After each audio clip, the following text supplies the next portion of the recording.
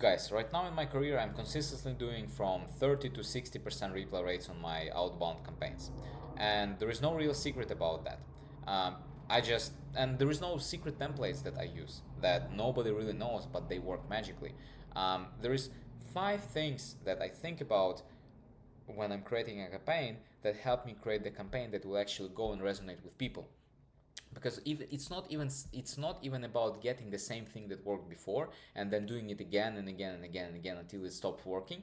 There is a moment of that, but at the same time you need to go and adapt things for different contexts, for different people, for different buyers, for different products, for different niches, for different things that you're trying to sell you. Because even if you sell the same product to the same people for over 10 years, there is so many different angles that you can approach the outbound campaign to get people to come on the call with you, because that's really the main reason for the outbound campaign. It's the goal is to get people on the call, to give you a shot and at showing your product or service or whatever you have there.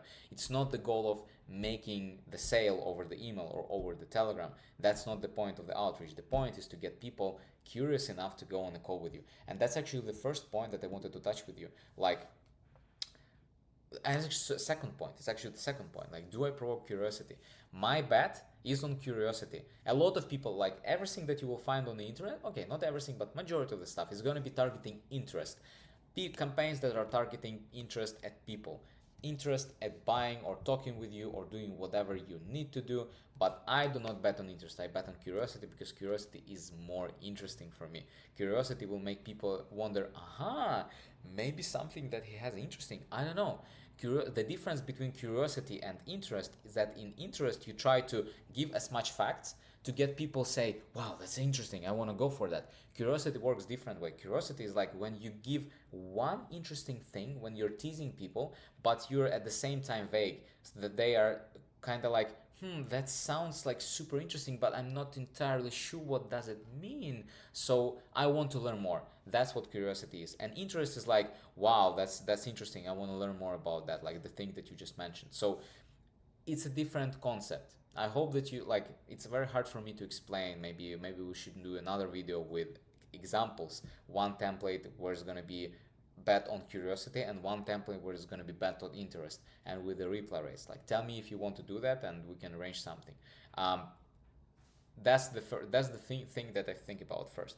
Then the next thing I do is what do my buyer care about? So if I'm selling, if I'm doing the outbound campaign, there is a reason why people buy what I sell. And why do they buy? Like, why should they care about this? What kind of problem, what kind of pain point, what kind of interesting thing can I tackle, or can I mention, or can I briefly like kind of pass by uh, to my buyer, that they would want to say, that's curious, I want to go and I want to talk with this guy to learn more.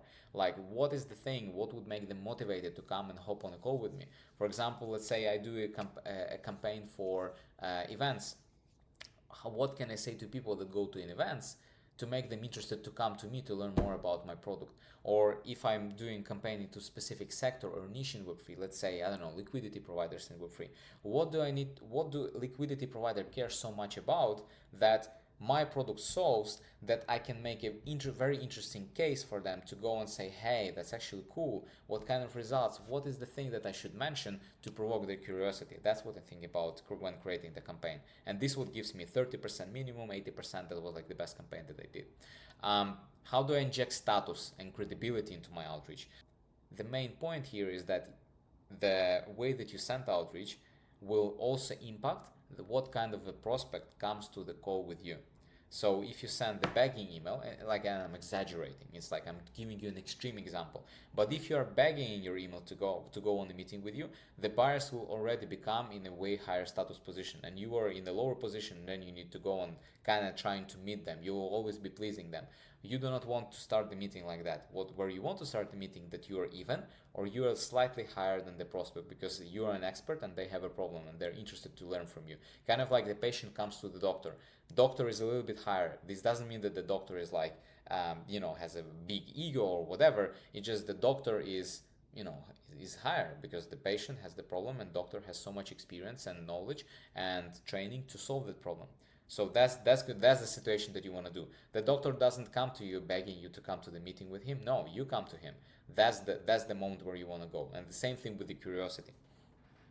Fourth, Does my DM email make sense and easy to read?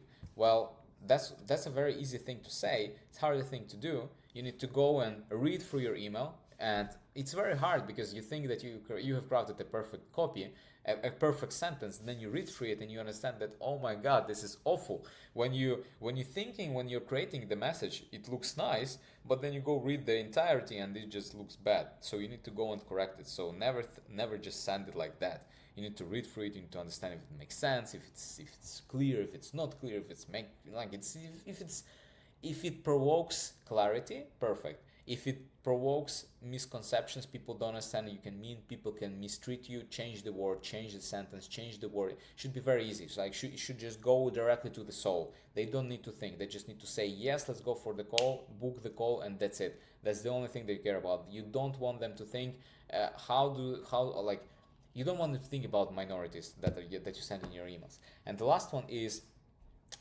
if I got that DM or if I got that kind of email, what would I say? Would I be happy? Would I be mad? Would I reply? Would I ignore? Would I think what the fuck this guy wants from me? Would I send this to my teammate if it's not relevant for me? All of that sort of stuff. Put yourself in the shoes of your buyers, because that's really important.